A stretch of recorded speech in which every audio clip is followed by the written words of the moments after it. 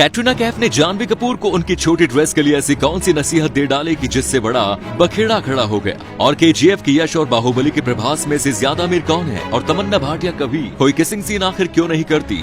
और पुष्पा देखने के बाद बच्चे ने अपने एग्जामिनेशन शीट में ऐसा क्या लिखा कि एग्जामिनर के होश उड़ गए। नंबर 1, साउथ की एक्ट्रेस तमन्ना भाटिया बॉलीवुड में भी काम करती हैं और वे अपने अलग अलग रोल्स के लिए जानी जाती हैं। लेकिन तमन्ना भाटिया के बारे में एक चीज ये भी फेमस है कि वो कभी भी ऑन स्क्रीन किसिंग सीन नहीं करती। एक इंटरव्यू में तमन्ना ने इस बात का खुलासा करते हुए कहा कि मैं जब सिर्फ 13 साल की थी तभी मैंने इस इंडस्ट्री में काम करना शुरू कर दिया और तब से ही मैंने ये डिसाइड कर लिया था कि मैं ऑन स्क्रीन कभी कोई किसिंग सीन नहीं करूंगा। हालांकि इसके पीछे कोई ठोस कारण नहीं है, लेकिन मैं ऐसा नहीं करना चाहती।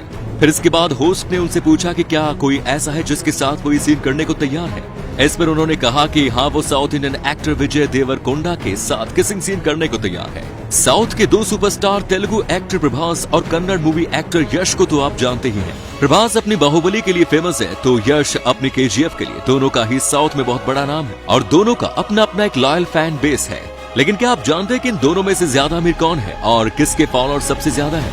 अगर हम कन्नड़ स्टार यश की बात करें तो यश की टोटल नेटवर्थ प्रभास से कम है, जो कि 38 करोड़ है। यश एक फिल्म के लिए 4 से 5 करोड़ लेते हैं और उनके पास मर्सिडीज और रोल्स रॉयस जैसी महंगी कारें हैं। अगर यश के पास इंस्टाग्राम फॉलोअर्स की बात करें तो उनके 6 मिलियन यानी 60 लाख फॉलोअर्स। इस मामले में वो प्रभास से ज्यादा पीछे नहीं है। प्रभास आज अपनी हर फिल्म के लिए लगभग 25 करोड़ रुपए चार्ज करते हैं और उनकी टोटल नेटवर्थ है 215 करोड़। प्रभास के पास रोल्स रॉयस पर जैगवार जैसी कई लग्जूरियस कार भी हैं, जिनकी प्राइस 1 से 2 करोड़ तक की है। प्रभास के इंस्टाग्राम पर लगभग 80 लाख फॉलोअर्स है, जो कि एक बहुत बड़ा नंबर है। लेकिन अगर ओवरऑल बात करें तो यश को अभी प्रभास तक पहुंचने में बहुत टाइम लगेगा। जानवी कपूर हर वक्त किसी न किसी कारण से चर्चा में रहती है, फिर चाहे वो नेपोटिज्म के लिए हो या फिर उनकी एक्टिंग के लिए। लेकिन इस बार जानवी कपूर एक अलग वजह से चर्चा में है। दरअसल एक टीवी इंटरव्यू के दौरान जब कैटरीना कैफ से जानवी के कपड़ों के बारे में एक सवाल पूछा गया तो कैटरीना ने जानवी को नसीहत दे डाली कि उन्हें थोड़े बड़े कपड़े पहनने चाहिए।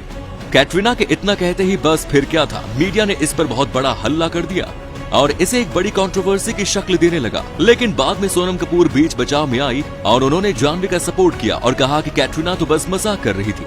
अब ये मजाक था या ये सच, तो सिर्फ कैटरीना जानती है।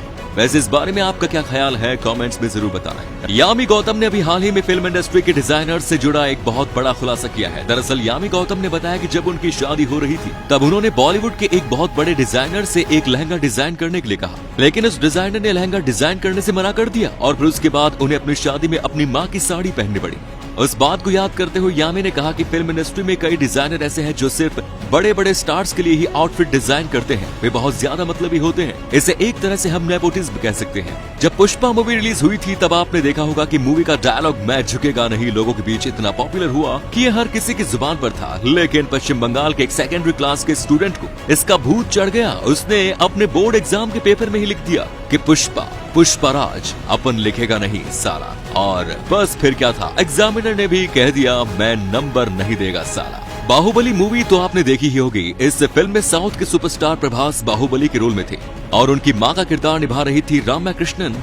मूवी में रम्या कृष्णन की एक्टिंग के बाद हर कोई उनका फैन हो गया। लेकिन आपको ये जानकर हैरानी होगी कि ये रोल पहले रम्या कृष्णन नहीं बल्कि श्रीदेवी करने वाली थी। इस रोल के लिए राजामौली की पहली पसंद श्रीदेवी थी, लेकिन श्रीदेवी ने इस रोल के लिए 6 करोड़ मांगे और फिल्म का बजट पहले ही काफी ज्यादा बढ़ चुका था। इसीलिए राजामौली और श्रीदेवी के बीच बात नहीं बन पाई और इसके बाद राजामौली ने रम्या कृष्णन को इस रोल के लिए कास्ट किया। उन्होंने रम्या को 2.5 करोड़ दिए और अब तो ये इतिहास गवाह है कि ये रोल कितना फेमस हुआ।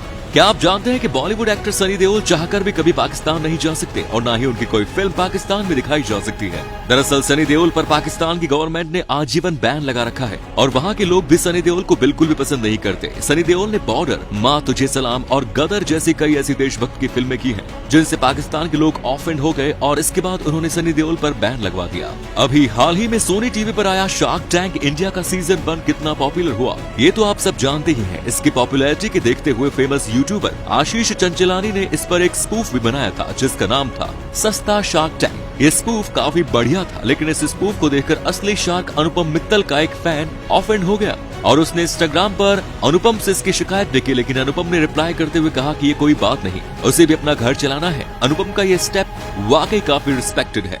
अभी कुछ टाइम पहले एलॉन मस्क ने एक ट्वीट करके अपने फॉलोअर से पूछा कि क्या उन्हें कोई नया सोशल मीडिया प्लेटफॉर्म बनाना चाहिए। इस पर उनके ज्यादातर फैंस ने कहा हाँ, उन्हें बनाना चाहिए। इसके बाद लोगों ने कयास लगाया कि मस्क एक नया प्लेटफॉर्म बनाएंगे, लेकिन फिर मस्क ने सभी को चौंकाते हुए ट्विटर के ही 10% शेयर खरीद दिए। मस्क ने इसके लिए $2.64 बिलियन खर्च किए।